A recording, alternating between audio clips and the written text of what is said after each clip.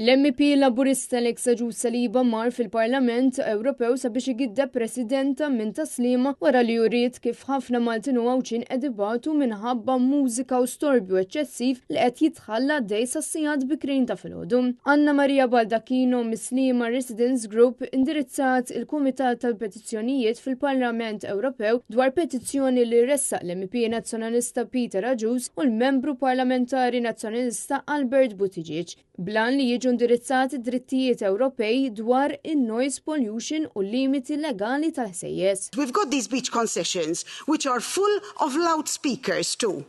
The beach concessions are exactly in residential areas.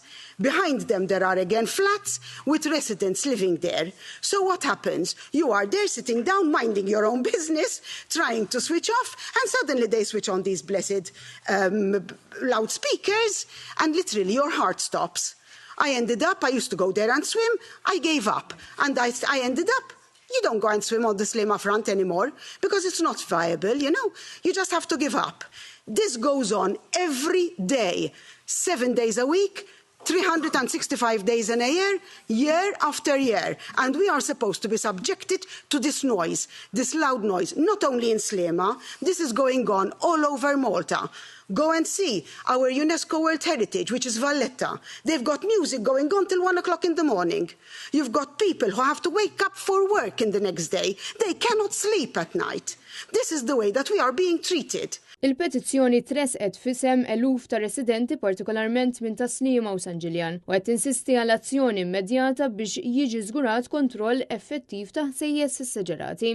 Iżda għal Agius Saliba dan kollu mhux minnu għaliex skontu is-sitwazzjoni mhix problema sistematika. Hemm numru ta' realtajiet żgħar imma mhijiex problema sistematika. Numru ta' Maltin kellhom jitilgħu Brussell sabiex jitkellmu dwar dan l-istorbju eċċessiv wara li tkellmu mal-awtoritajiet Maltin iżda baqa' ma sar xejn. Din mhijiex kompetenza Ewropea u allura din il-petizzjoni totalment mingħajr dubju hija waħda inammissibbli, ma tagħmilx sens. Preżentament hemm direttivi Ewropej li huma parti mill-liġijiet Maltin, iżda mhux jiġu implementati. And I find it unacceptable. So I encourage, please, the EU to look at our laws and to see why we are not implementing the EU directive and taking care of us citizens. L-MP Peter Agius qal li mhux aċċettabbli li l-Noise Action Plan għadu mhux implementat u minħabba fek qed iħalli lir-residenti esposti għal livelli eċċessivi ta' ħsejjes mingħajr protezzjoni.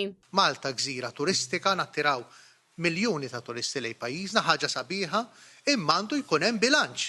U dik hija d-direttiva Ewropea li jkun hemm bilanċ bejn l-attività kummerċjali u d-dritt tan-nies li jgħixu il-ħajja tagħhom fis-serenità. Maħniex ngħidu li ma jkunx hemm ħsejjes, imma għalhekk id-direttiva Ewropea għandha noise abatement plans, għalhekk għandna ir-referenzi li l-istati membri irridu jimplementaw. Ma nistax naċċetta li l-Kommissjoni Ewropea tgħidilna stabbilimenti kummerċjali huma neighbors jiġifieri. Intant il-Kumitat tal-Petizzjonijiet laqa l-petizzjoni u talab li l-Kummissjoni Ewropea tinvestiga n-nuqqas ta' konformità tal-Gvern Malti, titlob l-infurzar tal-kontrolli fuq il-ħsejjes u tesplora rimedji għal dawk affettwati.